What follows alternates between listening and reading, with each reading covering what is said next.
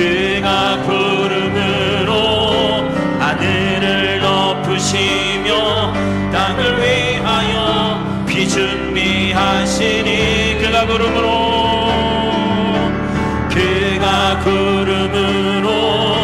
하늘을 덮으시며 땅을 위하여 비 준비 예루살렘아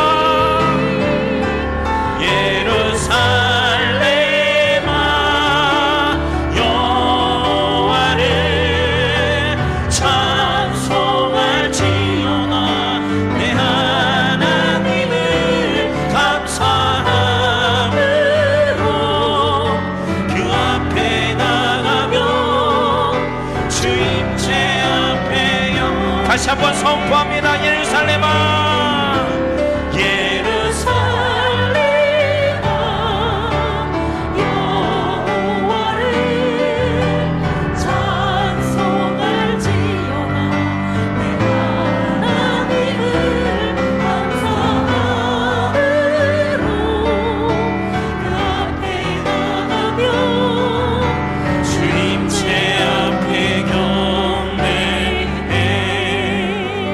하나님, 우리를 위하여 예비하신 은혜를 저희가 받고자 합니다.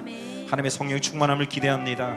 우리의 미지근한 우리의 신앙이 오늘 예배를 통하여 뜨거움으로 변하게 하시고 성령 충만함으로 변하게 하셔서 우리가 담대히 세상을 승리할 수 있는 믿음이 되게 해달라고 기도하시고, 오늘 은혜 받게 해서 우리 세우신 사자 목사님을 위해서 다 같이 통성으로 기도하시겠습니다.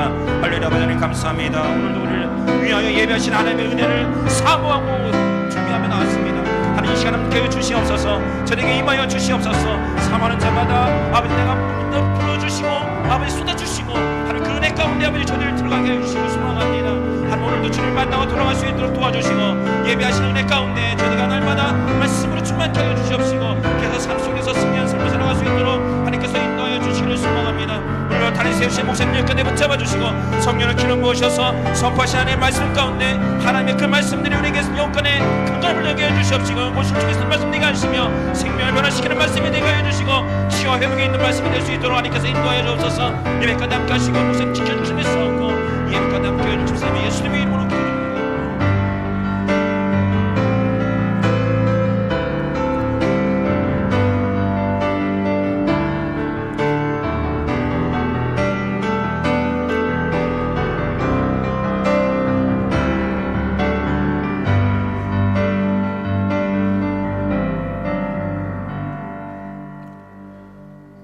함께 일어나셔서 묵도하심으로 거룩한 주일 아침 2부 예배를 하나님 앞에 드립니다. 영광과 존귀 무궁토록 주님께 돌리세. 영광을 주님께 돌리세. 아멘. 여호와께서 집을 세우지 아니하시면 세우는 자의 수고가 헛되며 여호와께서 성을 지키지 아니하시면 파수꾼의 깨어있음이 헛되도다. 너희가 일찍 일어나고 늦게 누우며 수고의 떡을 먹으며 헛되도다. 그러므로 여호와께서 그의 사랑하시는 자에게는 잠을 주시는도다.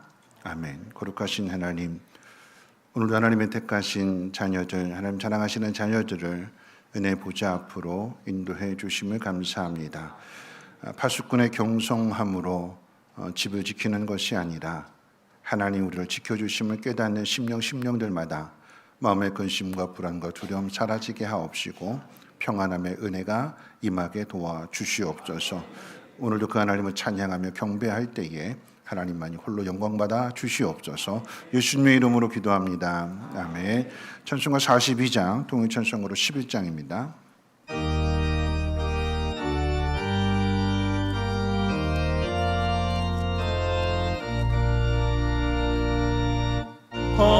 거룩한 주님께 예배를 드리세. 무릎을 꿇고 소요 광물려 그 같은 순종과 향기로운 겸손을 주님께 바쳐서 경배하리. 주 앞에 나가서 겸손히 행하면 주 너를 언제나 돌보시네. 말씀엔 위로와 기도의 응답을 내 갈 길 바르게 인도하리. 주 앞에 설 때에 두려워 말아라. 가난한 의리를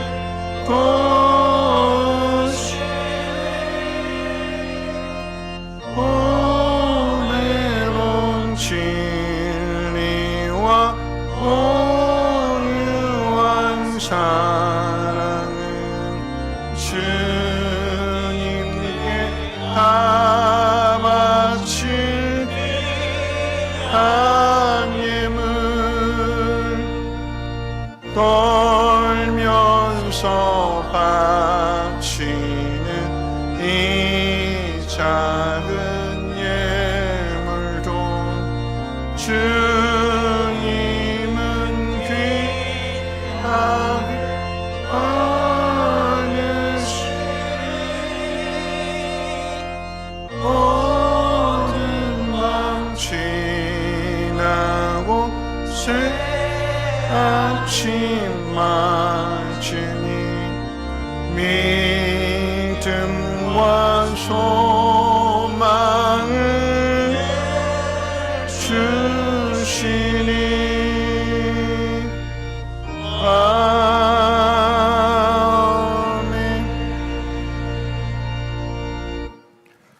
찬송가 되는 교독문은 27번 함께 교독합니다. 교독문은 27번입니다. 하나님이여 주의 인자를 따라 내게 은혜를 베푸시며 나의 죄악을 맑게 씻으시며 나의 죄를 깨끗이 제하소서.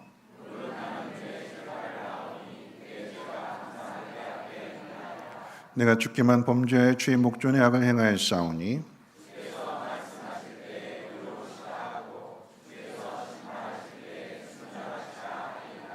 내가 죄악 중에 출생하였으며 우슬초로 나를 정결하게 하소서. 내가 정하리이다.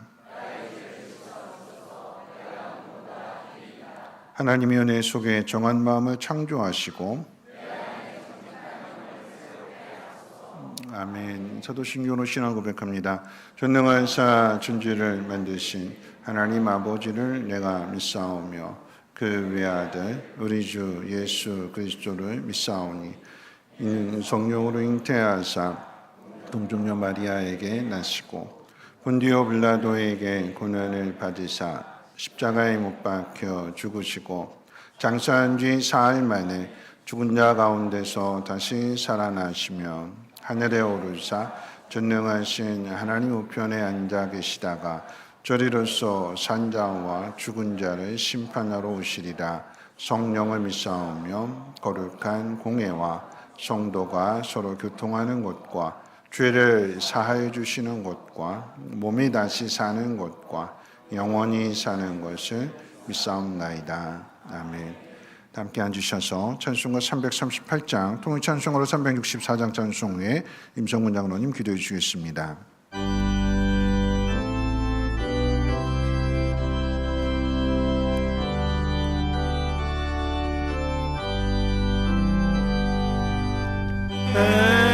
주를 가까이 하게 함은 십자가 진 같은 고생이나 내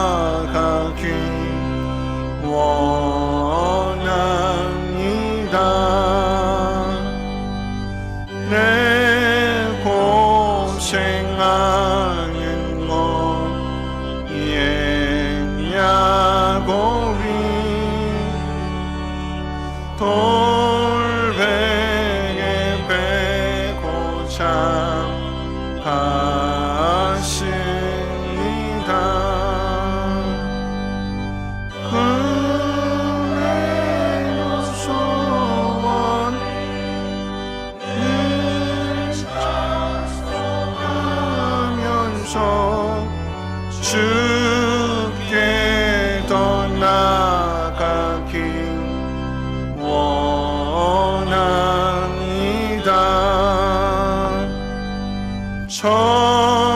천성에 가는 길 험하여도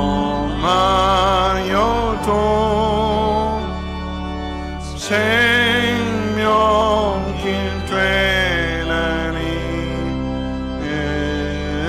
은혜로다. 천사를 부르는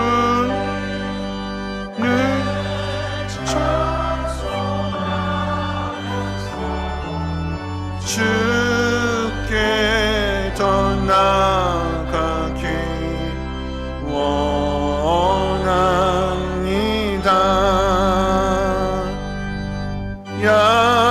야곱이 잠깨어 일어난 후 돌단을 쌓은 것 본받아서 순직게 되도록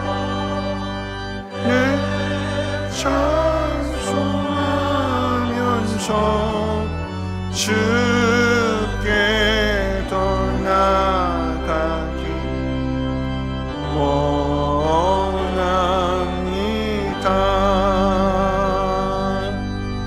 아멘.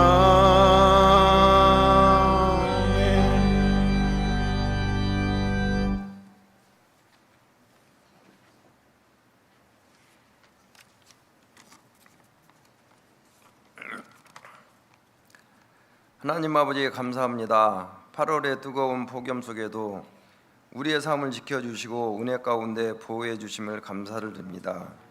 오늘도 저희를 거룩한 예배의 자리로 인도하신 주님께 경배와 영광과 찬양을 드릴 수 있게 하시니 참으로 감사를 드립니다. 그러나 주님의 은혜의 자리에 나오면서도 우리의 믿음이 부족함을 고백합니다. 주님의 말씀을 들었으나 사람의 말에 귀를 기울였고 주님의 음성에는 때로는 침묵하였습니다. 이 시간 지난 한 주간의 교만과 게으름을 고백하오니 주님의 은혜로 용서하여 주시옵소서. 주님의 몸된 우리 성민교회를 위해 기도합니다. 여름의 한복판에서 성도들의 삶이 지치지 않게 하여 주시고 더욱 뜨겁게 주님을 찾고 작은 일에도 기쁨으로 변화되게 하시며 진정에 연합된 아름다운 교회 되게 하여 주시옵소서. 모든 부서의 사역 가운데 성령의 기름 부음을 더하시고 각자의 자리에서 묵묵히 섬기는 손길들을 주께서 위로하시고 축복하여 주시옵소서. 특별히 다음 세대들이 이번 성년학교와 수련회 선교를 통해 믿음에 더욱 건교해 주시고 하나님의 비전을 발견하며 주님 안에서 성장하는 계기가 되게 하여 주시고 세상의 유혹에 흔들리지 않고 주님만을 따르는 믿음의 자녀로 자라나게 하여 주시옵시고 믿음의 공동체 안에서 서로 사랑하고 섬기며 주님 안에서 하나됨을 경험하게 하여 주시옵소서. 우리 대한민국을 사랑하시는 주님, 경제의 위기, 정치와 분열, 청년들의 좌절, 가정의 해체 속에서도 주님이 치유하는 은혜가 있게 하여 주시옵소서. 지도자들에게 정의와 공로와 다스리는 분별력을, 국민들에게는 편안한 삶을 누리게 하여 주시옵소서.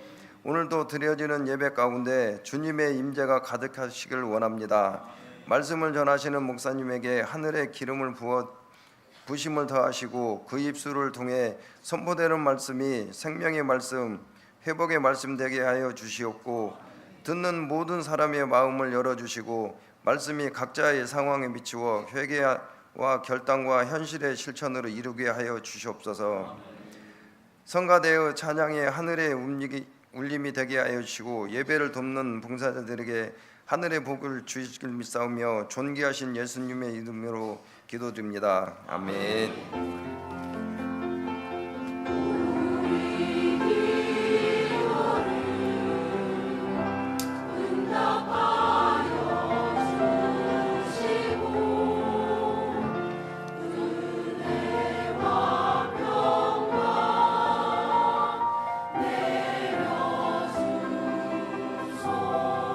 내려주소서.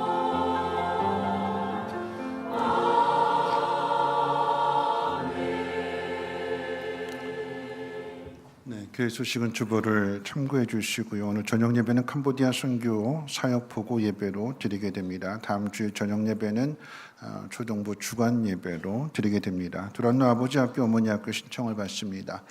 우리 송민교회는 많은 분들이 아버지 학교를 이제 수료를 하셔서 이제 어머니 학교에 좀 많은 관심을 가져주시고 가정을 살리는 일에 좋은 엄마가 될 수 있도록 관심과 이번 주까지 이제 신청을 받는다고 하니까 많은 관심도 가져주시고 자세한 내용은 게시판 참고해 주시고요. 주보에 나와 있지 않습니다만 여보 주보 받으실 때에 그 안에 속지가 껴져 있는데 우리 희일충 청소년부의 기도 편지입니다. 여름 수련회 많이 기도해 주셔서 은혜 가운데 잘 다녀왔고 수련회 끝나는 걸로 끝나는 것이 아니라 수련회 이후에도 관심 가져주시고 기도해 달라라고 하는 부탁의 기도 편지고요.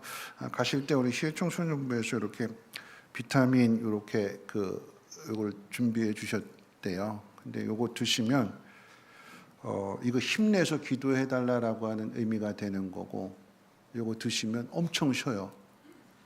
비타민이니까 정신 번쩍 차리고 기도해 달라라고 하는 그런 의미인데 관심 가져주시고 기도해 주시기를 바라겠고요. 한 가지 더 광고 드린다라고 하면 여러분 주부에 보시면 이제 목장 보고란이 있는데 우리 교회가 42개 목장인데 여름 방학을 맞이하시는지 정확하게 절반 21개 목장이 방학들을 하셨더라고요. 보니까 이제 근데 중고등부도 다 개학해가지고 학교 가는데 우리 교회도 개학들을 하셔서 목장 예배 드려주시기를 바라고, 우리 목자 되시는 분들은 목원들이 안 나오니까 예배 뺀다 이러지 마시고 목자들만이라도 가정에서 꼭 예배를 들으셔서 그 자리를 하나님께서 보시는 것은 신실함이거든요. 충성됨이거든요. 하나님 보시기에 충성된 일꾼 될 수 있도록 이 빈칸이 없도록 여러분들이 이제 잘 채워주시면 더위도 물러갈 줄로 믿습니다. 그렇죠? 네.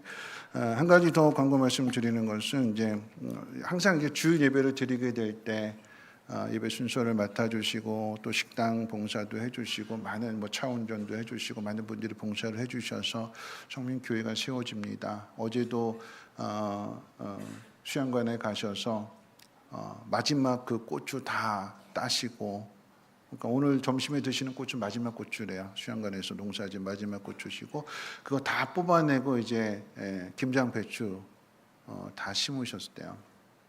무더운 여름 날씨 속에서도 교회를 섬기는 마음으로 수고해 주신 모든 분들 항상 감사한 마음을 드립니다. 하나님께서 여러분 모두에게 하늘 복 많이 내려주시기를 함께 기도하겠습니다. 하나님 말씀 보도록 합니다. 하나님 말씀은 열왕기하 8장 1절로 6절입니다.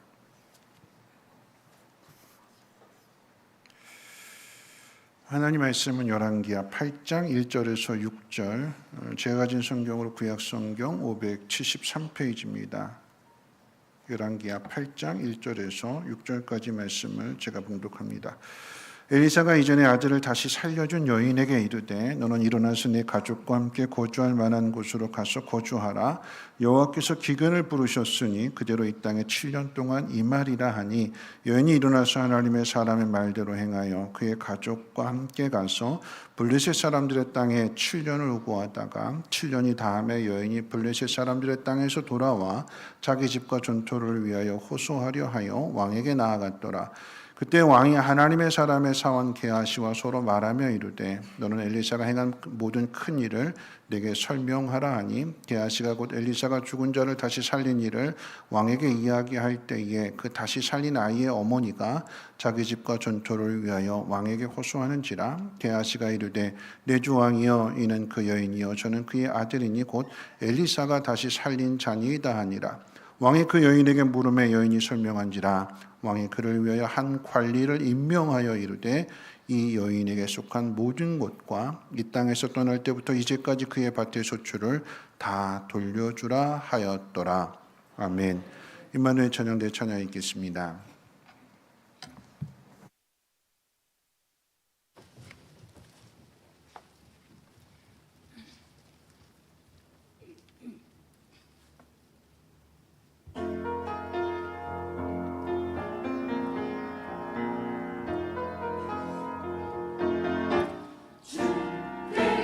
자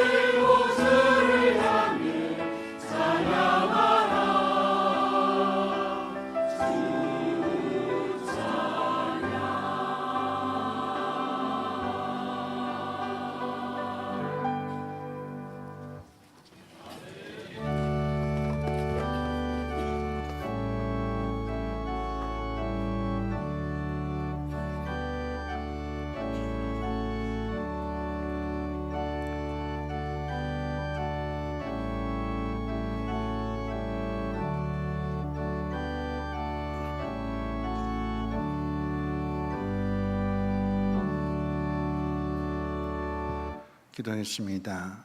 사람을 지으신 목적이 사람을 통하여 찬송 받으시기를 원하시기에 지으셨다고 하셨는데 우리 삶의 모든 고단함과 아픔과 상처 속에서 하나님의 일하심을 보게 하시고 그러므로 근심과 탄식이 변하여 기쁨과 찬양이 되게 하옵소서. 그것을 잃어버린 사람들에게 이 예물이 흘러가기를 원합니다. 하나님 아래로 더 아래로 흘러가게 될 때에 밑에 있는 힘들고 어려운 분들이 위로를 얻고 믿음의 소망을 갖게 하시고 그러므로 하나님께 돌아올 수 있도록 하나님 인도해 주옵소서. 이 귀한 일에 믿음으로 순종하는 주의 백성들을 돌아보시고 왜 필요한 것이 없겠습니까? 하나님 말씀 앞에 순종하는 저들의 각 가정 가운데 또 행하는 모든 일들 가운데 때를 따라 하늘로부터 공급되어지는 놀라운 은혜 역사가 있어지게 도와주시옵소서. 오늘 하나님 말씀을 듣습니다. 이 말씀이 우리 마음 가운데 평안함이 되게 하시고 소망이 되게 하시고 하나님의 능력을 경험하는 축복의 말씀이 되게 하옵소서. 감사드리며 모든 말씀 예수님의 이름으로 기도합니다. 아멘. 네, 한 주일 동안도 편안하게 잘 지내셨는지요? 우리 옆에 분하고 인사 나누실 때 이렇게 인사하겠습니다. 잘 오셨습니다. 하나님 말씀 안에 평안이 있습니다. 하고 인사해 볼까요? 네, 잘 오셨습니다. 네, 하나님 말씀 속에 평안이 있습니다. 네, 한 번 더 인사할게요.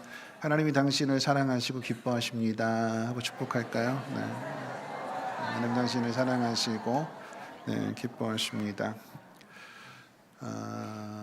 인간은 태어나면서부터 하나님께 대한 적의를 갖게 되고 하나님을 거부하며 반역하는 마음을 갖습니다.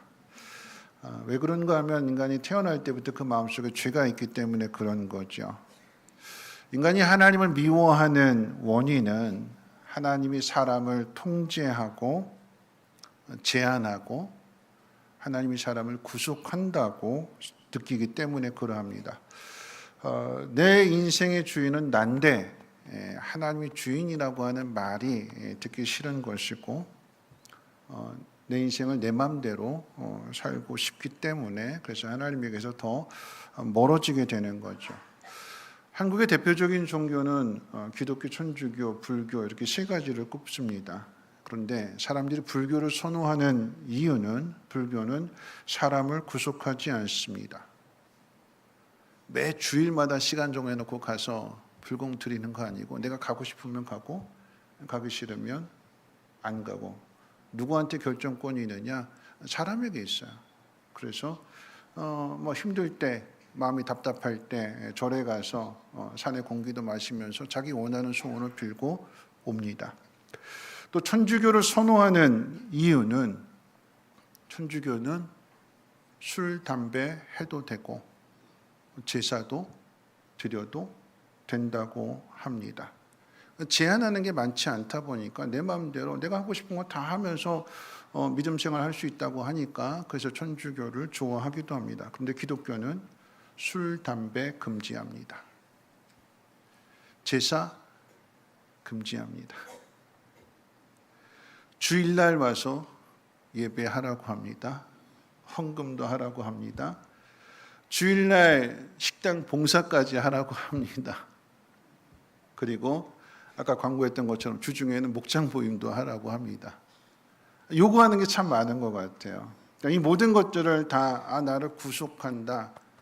내가 하고 싶은 대로 하는 것이 아니라 나를 억압한다라고 하는 느낌을 받게 되는 거죠. 그래서 하나님에게서 벗어나려고 합니다.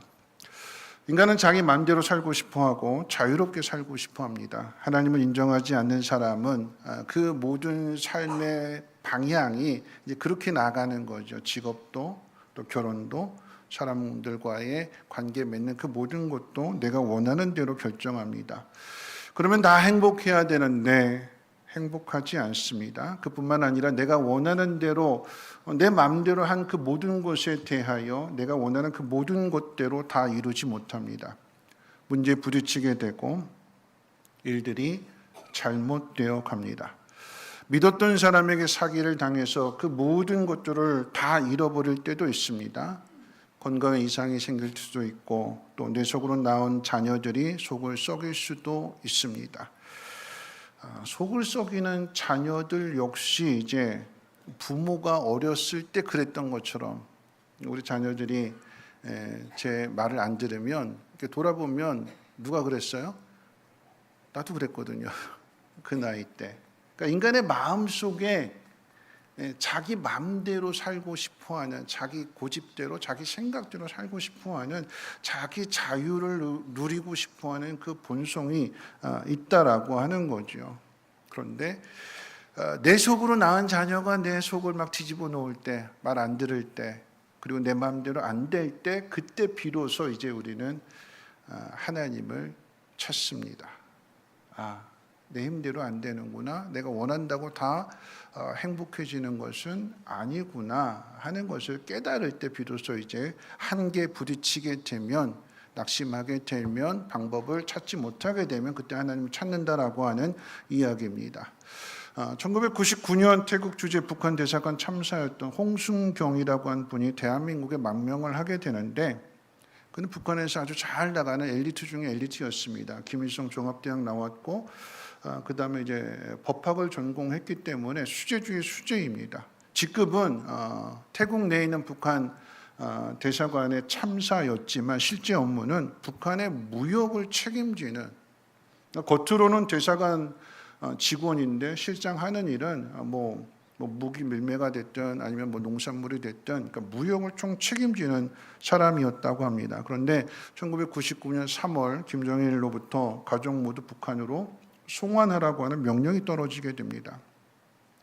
그대로 가족 모두가 북한에 다 들어가면 다 죽는다라고 하는 것을 직감하고는 대사관을 탈출을 했는데 다시 잡혀왔어요.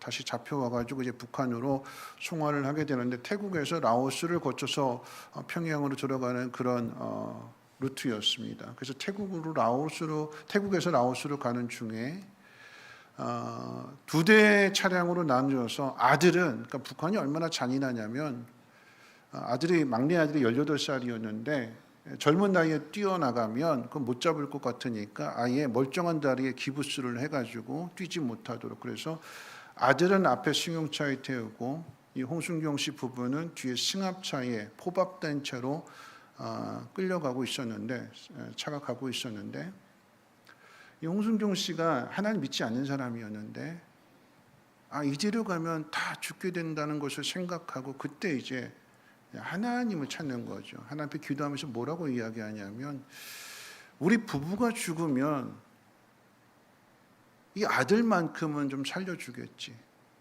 우리 부부가 죽었으니까 우리 부부한테 뭐 억울한 누명을 뒤집어서 죽이려고 했던 그게 다 이제 사라지게 되니까 아들만큼은 살려주겠지 하는 생각을 가지고, 그게 그 부모 마음이잖아요. 그 차 안에서 뭐라고 기도하냐면, 하나님이 계신다면 제발 이 차가 어떻게 돼서 우리 부부를 좀 죽여주시고 우리 아들만큼은, 막내 아들만큼은 좀 살려주십시오. 그렇게 기도했대요.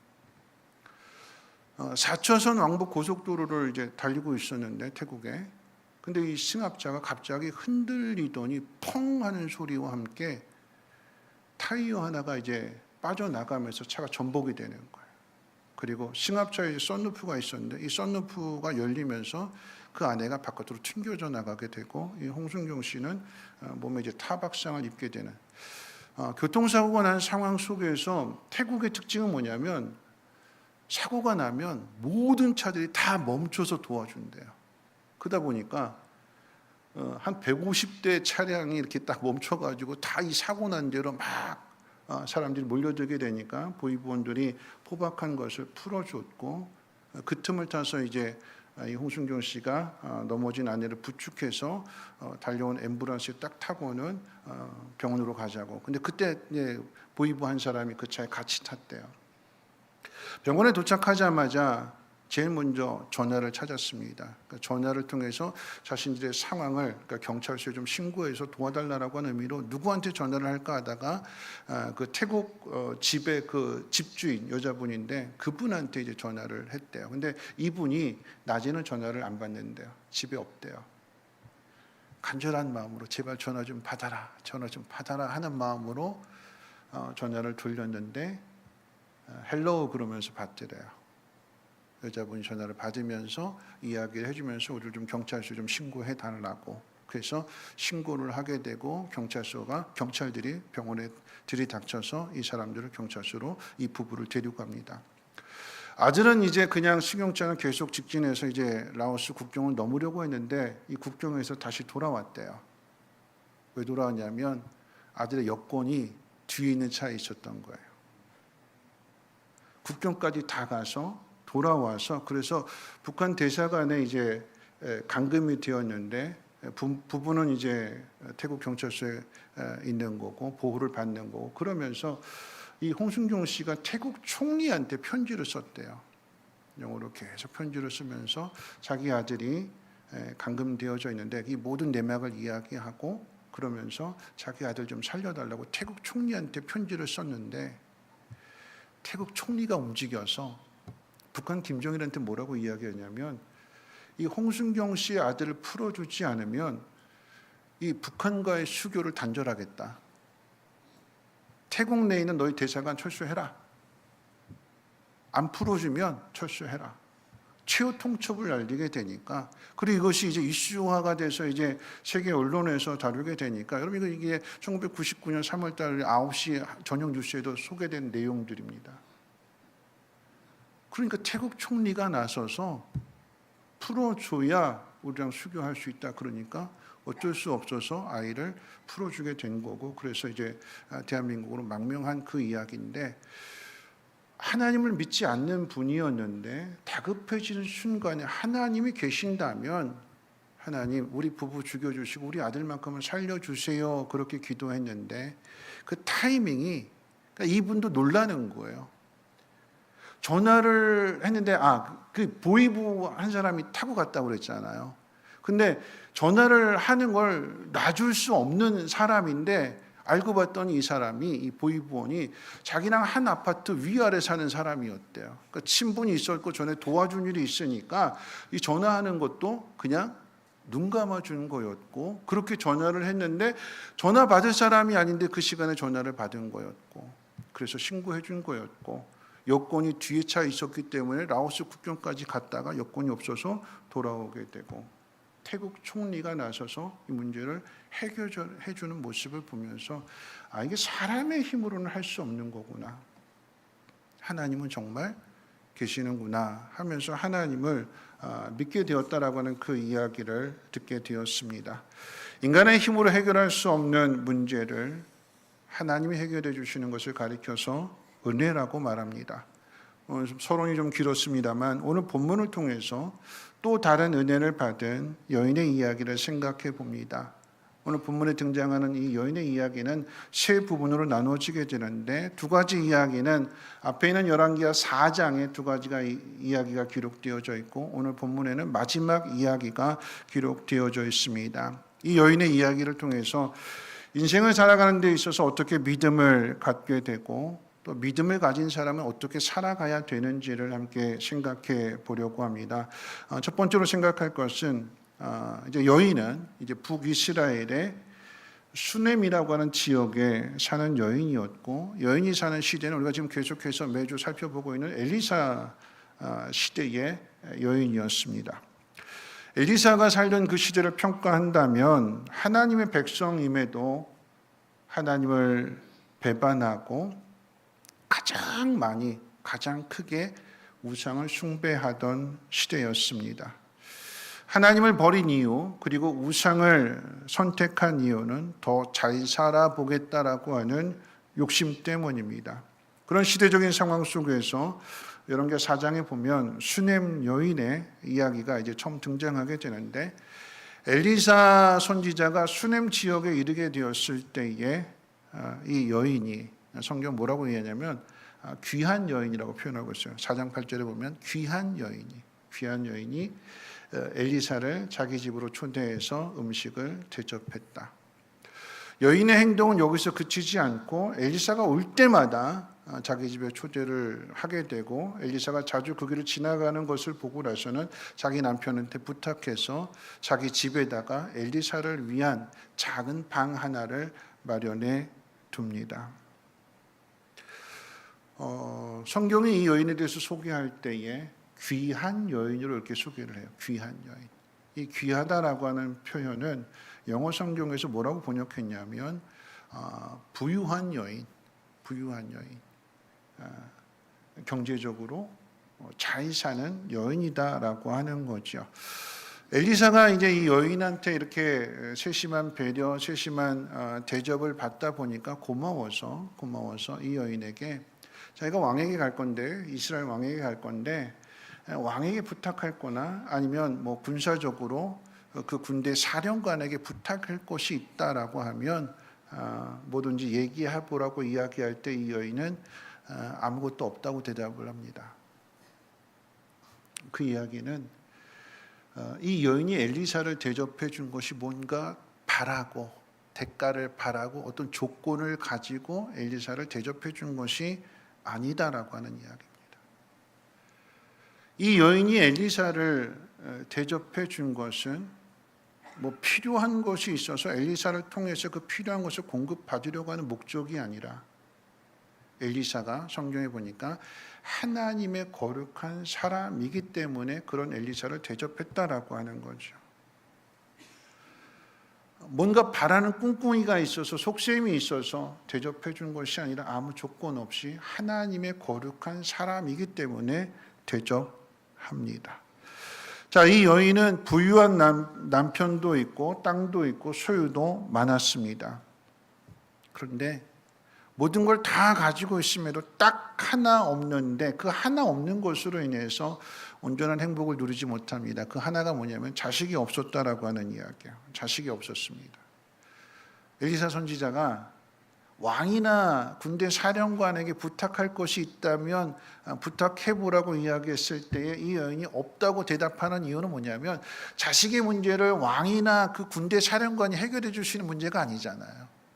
생명에 관한 문제이기 때문에 아무리 세상에서 가장 큰 힘을 가진 사람이라 할지라도 생명에 관한 문제만큼은 들어줄 수 없는 문제니까, 부탁해봐야 이 자기 여인의 소원을 이루어줄 수 있는 문제가 아니니까 없다고 대답했던 거였거든요.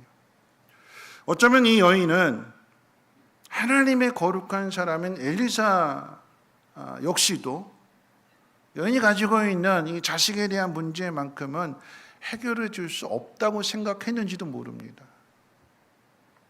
그래서 여인이 이제 아무것도 없다고 하니까 옆에서 이제 딱 지켜보던 엘리사의 사원 게하시가 보니까 이 집에 자식이 없는 것 같습니다. 기도해 주셔서 이 가정에 자식이 있도록 해주시면 될 것 같습니다. 엘리사 선지자가 여인에게 그렇게 이야기했어요. 내년 이맘때 아이를 안게 될 거다. 그 이야기는 하나님이 이 가정에 아들을 주신다라고 하는 이야기죠. 근데 여인이 뭐라고 이야기했냐면, 그럼 아멘 그래야 되는데, 아멘 그래야 되는데, 정말 믿음의 사람이었다면 아멘 그래야 되는데, 여인이 뭐라고 이야기했냐면, 에이 나 속이지 마세요 그랬어요. 나 속이지 마세요. 아니 어떻게 그런 일이 있어요? 아유, 나 거짓말 치지 마세요. 그런 이야기였어요. 이 여인은 엘리사를 통해서 하나님께서 이 가정에 아들을 주신다는 사실을 믿지 못했어요. 성경은 다시 한번 뭘 이야기하냐면, 그러면 이 아이는 정말로 뭔가 기대하는 것이 있어서, 뭔가 받아낼 것이 있어서 엘리사를 대접한 것이 아니다라고 하는 것을 계속해서 확인해 주는 거예요. 조건 없이. 단지 엘리사가 하나님의 종이라고 하는 그 사실 때문에, 하나님의 일을 하는 사람이니까 그 일을 잘 감당하라고 엘리사를 서포트 해준 거였어요. 하나님이 그 가정에 엘리사를 통해서 자식을 주셨다라고 하는 그 이야기는 뭐냐면, 여인이 바랄 수 있는 게 아니었잖아요. 기대하지 않았습니다. 단지 작은 마음을 담아서 대접했을 뿐인데, 하나님은 이 가정 가운데 왕의 힘으로도 안 되고 사령관의 힘으로도 안 되는 그 놀라운 일들을 하나님께서 이 가정에 해결해 주셨어요. 자식을 주셨습니다. 그 이야기는 하나님께 받은 은혜가 더 크다는 거죠. 내 힘으로 해결할 수, 남편의 힘으로도 안 되고 내 힘으로도 안 되고 그 어떤 힘으로도 안 되는데, 하나님이 이 가정에 생명을 주셨다는 사실, 그래서 하나님이 누구신가를 엘리사를 대접하는 그 일을 통해서 경험하게 됩니다. 그러니까 이 믿음의 눈이 열린 거예요. 마치 앞에서 이야기했던 막다른 골목에 다다르게 되었을 때 수재 중에 수재였고 부족함이 없이 나름대로 성공한 삶을 산다고 했던 그가 어느 날 갑자기 불어닥친 그 불행 앞에서 이제 내 인생 끝났구나 하는 그 순간에 하나님을 찾게 될 때 기가 막힌 방법으로 하나님이 이 가정을 구원해 주시는 것처럼 거기서부터 이제 믿음이 시작이 되는 거죠. 첫 번째 이야기는 여인의 믿음이 시작되는 이야기였습니다. 그리고 두 번째 이야기를 생각해 본다면, 여러분 두 번째 이야기는요, 아이를 얻게 된 그 다음 바로 이어지는 이야기인데, 하나님께서 이 가정에 아이를 주셨고 그 아이가 좀 성장해서 이제 아빠를 따라다닐 정도의 나이가 된 것 같아요. 아빠가 이제 추수를 하러 갔는데, 밭에 추수를 하러 갔는데 아이가 아빠를 따라갔다가 아이가 머리가 아프다고 합니다. 아이고 머리야, 아이고 머리야. 그러니까 종을 시켜서 아이를 엄마에게 데려다 줬어요. 아이가 엄마의 무릎에 앉는 그 순간에 아이는 숨을 거둡니다. 아이가 죽었어요. 이 엄마는 이 아이를 엘리사가 그 방에 없었는데 엘리사를 위해서 만들어준 그 방 침상에다가, 엘리사의 침상에다 이 아이를 눕혀놓습니다. 그리고 엘리사를 찾아가요. 엘리사를 찾아갔을 때 이 여인에서 터져 나오는 것은 울분이고 원망이었습니다. 내가 아이를 원했습니까? 이럴 거면 나한테 왜 아이를 주셨습니까? 내가 아이를 바란 게 아니었는데, 나 속이지 말라고 그랬잖아요. 이럴 거면 처음부터 주지 말지. 여러분, 이 아이가 이 여인에게 얼마나 소중했을까요? 오랫동안 아이가 없었는데 아이를 낳았고, 이 아이는 여인이 가지고 있는 그 모든 것과 다 바꿀 수 있을 정도로 가장 소중한 아들이겠죠. 그 아이가 죽었을 때 그 마음에 얼마나 울분이 생길까요? 얼마나 한이 맺힐까요? 왜 하나님이 이렇게 하시느냐라고 하는 이야기입니다. 우리가 궁금한 것은, 이럴 거면 왜 주셨을까요? 우리 속에서 나오는 마음이 그런 거잖아요. 이럴 거면 차라리 주지 말지. 줬다가 다시 뺏을 것 같으면 아니 좀만 못한데, 더 힘든데 하나님이 왜 이렇게 하시는가? 여러분, 여인의 이야기를 통해서 성경이 우리에게 가르쳐주는 것은 무엇이냐면, 생명을 주신 분이 누구세요? 하나님. 그럼 그 생명을 거둬가시는 분은 누구실까요? 하나님. 그 거둬간 생명을 엘리사를 통해서 다시 살게 해주시는 분이 누구래요? 하나님입니다. 여러분, 정확하게 이 이야기 가운데 예수님이 죽으심과 부활하심과 영원한 생명 우리에게 주시려고 하는 하나님의 계획이 이 여인의 인생 가운데 담겨져 있는 거예요. 엘리사에게, 이 여인에게 주신 이 생명, 이 여인이 이 문제를 가지고 아들이 죽었으니까 얼마나 기가 막힐 노릇이겠어요. 그래서 엘리사에게 모든 걸 다 제쳐두고 엘리사에게 찾아왔어요. 엘리사에 찾아와서 간청합니다. 처음엔 울분이었어요. 나 속이지 말라고 그랬잖아요. 이럴 거면 왜? 그러면서 성경에 보면 엘리사의 발을 부둥켜 안았다고 그랬어요. 엘리사가 그 마음을 통감하고, 걱정하지 마라, 내가 내 종에게 내 지팡이를 들려보낼 테니까 내 종이 해결해 줄 거다. 그럴 때 이 여인은 그 엘리사의 발을 꽉 부둥켜 안으면서 뭐라고 이야기했냐면, 당신이 가지 않으면, 당신이 함께 가지 않으면 나도 안 갑니다. 당신이 가주십시오. 왜 이렇게 부탁하는 걸까요? 이런 이야기예요. 당신으로부터 시작된 이야기니까. 당신이 내 아들을 나에게 주셨으니까 이 문제를 해결해 주실 분도 당신밖에 없습니다. 거기에 여인의 모든 것들을 다 쏟아붓습니다. 앞에 이야기가 아들을 바라지 않은데 아들을 얻게 된 것은 믿음이 조금 시작이 됐어요. 믿음이 시작됐는데 두 번째 이야기는 뭐냐면 이제는 하나님이 누구신가를 알게 되니까 나한테 이 생명을 주신 분도 하나님이고 아이의 생명도 거둬가시는 분도 하나님이시라면 이 아이를 다시 살게 해주실 수 있는 분도 하나님이시다. 거기에 올인하는 거예요. 아이가 침상에 죽은 상태로 침상에 누워져 있을 때에 오래 걸리게 되면 시신이 부패되는 거잖아요. 그렇죠? 부모는요, 살아 있을 때도 아이가 귀하지만 죽어서도 아이가 귀하잖아요. 그런데 이 아이의 엄마가 그 모든 상황을 다 제쳐놓고 엘리사에게 모든 것들을 다 바라는 게 생긴 거예요. 바라는 게. 앞서 첫 번째는 바라는 거 없습니다. 바라는 거 없어요. 그랬는데 하나님을 조금 알게 되니까 그 다음에는 바라는 게 생겼어요. 고난을 당하고 자기 힘으로 해결할 수 없는 그 문제 앞에서 주신 분이 하나님이시니까, 거두어가신 분도 하나님이시라고 하면 다시 주시는 분도 하나님이시니까 그 하나님 앞에 와서 바라는 게 생겼어요. 매달리는 거예요. 여기 올인합니다. 다른 모든 건 다 제쳐놓고 아이를 살리실 수 있는 분이 하나님이시기 때문에, 그리고 하나님의 종이기 때문에 거기에 모든 것들을 다 올인합니다. 우리의 삶에 문제가 어디서 시작이 되었는지를 봐야 되는 거예요. 문제가. 그리고 그 속에서 하나님을 구하는 겁니다. 하나님이 시작하셨으니까 하나님이 해결해 주셔야 된다고 전적으로 하나님 앞에 매달려 보십시오. 여인의 첫 번째 이야기가 바라는 것이 없었는데, 두 번째 이야기는 하나님을 경험하게 되니까 하나님이 여인에게 풍성한 은혜를 주신 것을 하나님에 대해서 생각하게 되니까 이제 하나님에서 바라는 게 생겼어요.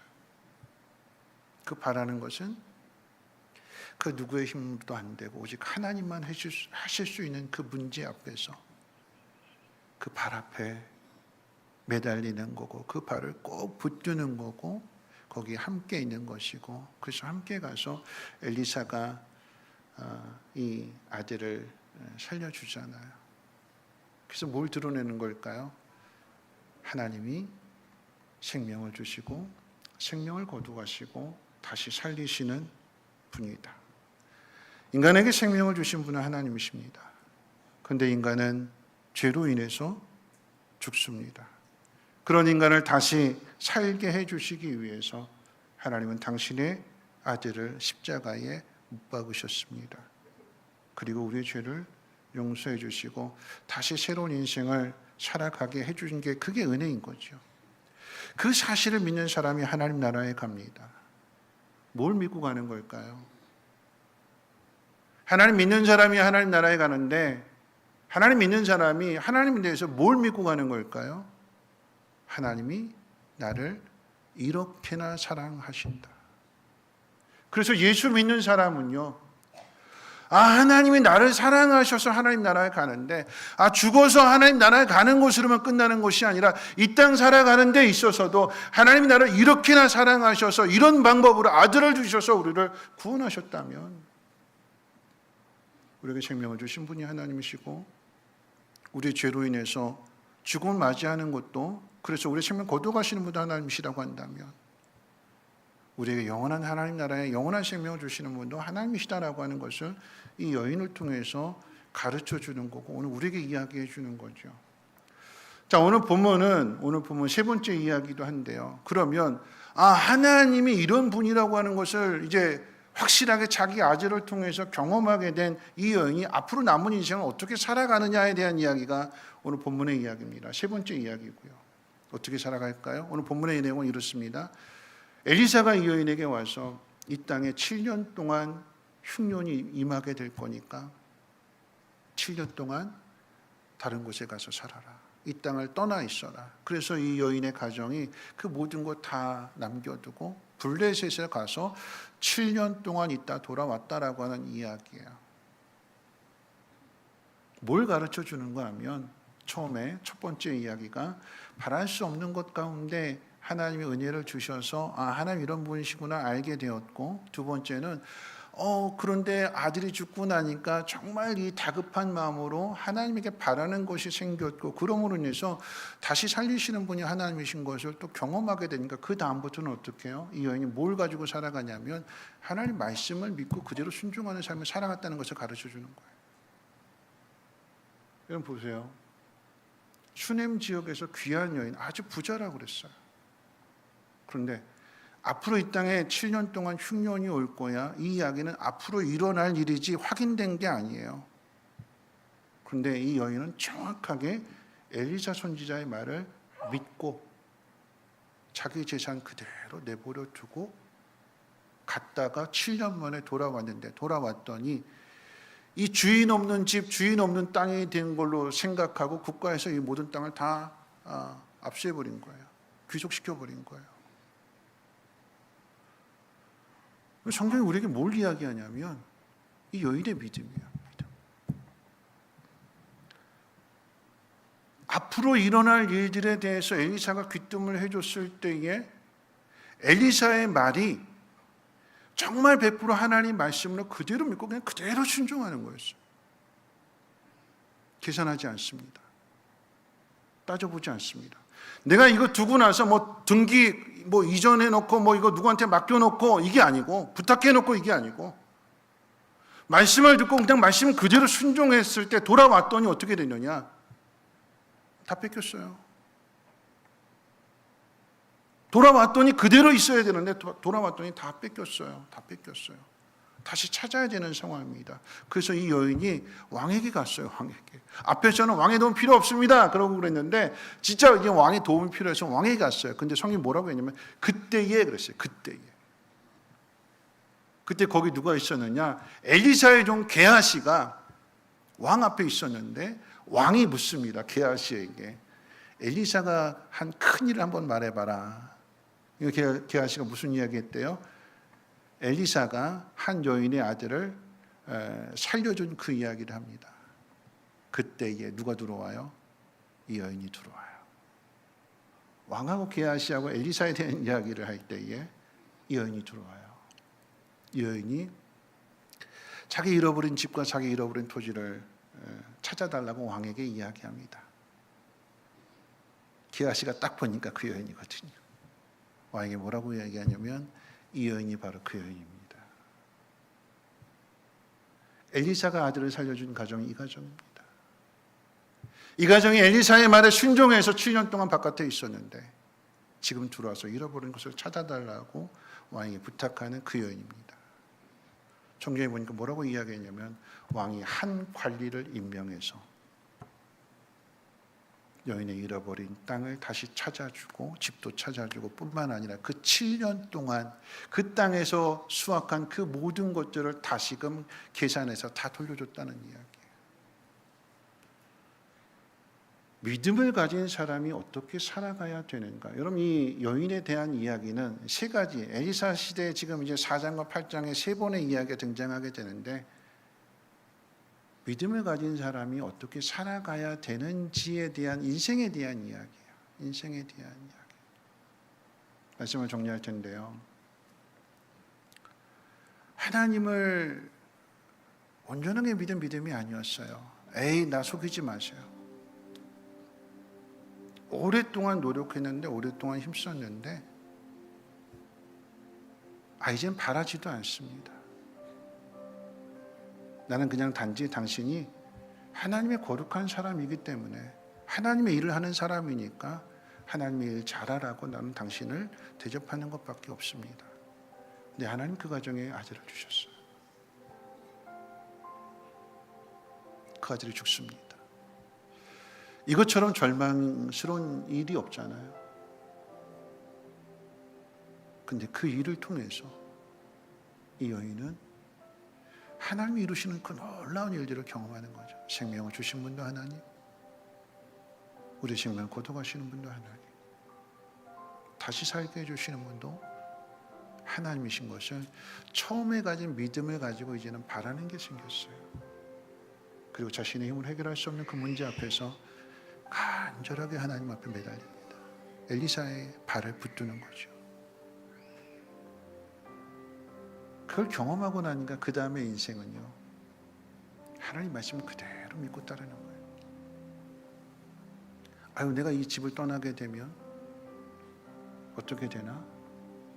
계산해보고 따져보고 생각해보고 아니라, 여러분, 어떤 의미에서 하나님 말씀대로 따른다라고 하는 건 구속이에요. 구속. 자녀가 부모의 말을 듣는다라고 하는 건 부모가 자녀를 억압하는 것 같고 구속하는 것 같고 마음대로 하는 것 같고, 근데 자녀가 부모를 신뢰하고 그 길을 따라간다면 그 부모는 어떻게 될까요? 그 자녀에게 다 책임져 주려고 하잖아요.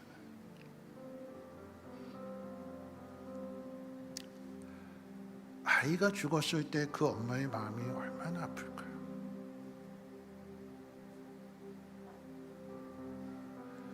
아이가 눈물을 흘릴 때, 아이가 울고 있을 때, 내 자식이 울고 있을 때 그 모습을 보는 부모의 마음은 어떤 마음일까요? 내 아이의 눈물을 닦아주는 일을 위해서라면 그 부모는 뭐든지 합니다. 자기 생명도 줄 수 있는 거죠. 하나님 우리를 그렇게 사랑하신대요. 그러니까 아들 주신 거잖아요. 믿음은요, 그 하나님을 믿는 거예요. 그 하나님 말씀을 믿는 거예요. 그대로 따라가는 겁니다. 그러면 그렇게 말씀하신 분이 그때에 그 기가 막힌 타이밍에 그 문제를 해결해 주시고, 특별 법을 만들어서라도, 특별한 관리를 세워서라도 손해본 거 다 채워주신대요. 그러니까 지나고 보니까 손해본 게 없었네. 거기에 자유가 있고 거기에 평안함이 있는 겁니다. 믿음은 그런 거래요. 이 이야기의 시작이 다 있는데 딱 하나 없는, 가장 중요한 게 없는 곳으로부터 시작이 됐어요. 근데 그 하나 때문에 하나님 만나게 되는 거죠. 우리 인생의 어려움, 우리 인생의 고난, 그것 때문에 하나님 찾게 되는 거고, 그 하나님을 찾아온 사람에게 하나님은 우리가 생각하는 것 이상으로 은혜를 담아주시고, 그럴 때 바라는 게 생기고, 하나님 앞에 간절히 매달리는 그 모든 것 다 내려놓고 하나님만 바라보는 그 믿음, 그걸 배우고 나니까 말씀 그대로 따르는 삶, 그 삶이 저와 여러분들의 삶이 되기를 축복합니다.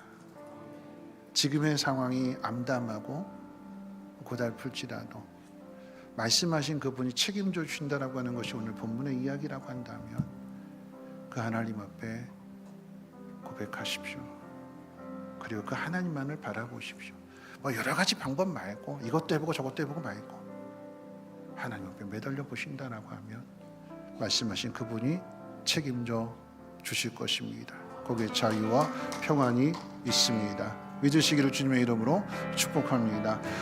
우리 일어나셔서 찬송하실 때 곡을 바꿔서 우리 맨 처음에 불렀던 날마다 숨쉬는 순간마다 딱 들어왔는데 이 곡이 딱 마음에 와닿았어요. 네, 날마다 숨쉬는 순간마다.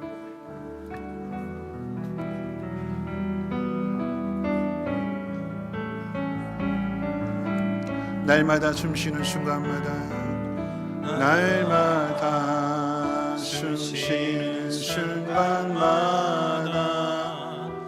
내 앞에 어려운 일 보내 주님 앞에 이 몸을 맡길 때 슬픔 없네, 두려움 없네. 주님의 그 자비로운 손길, 주님의 그 자비로운 손길, 항상 좋은 것 주시도다.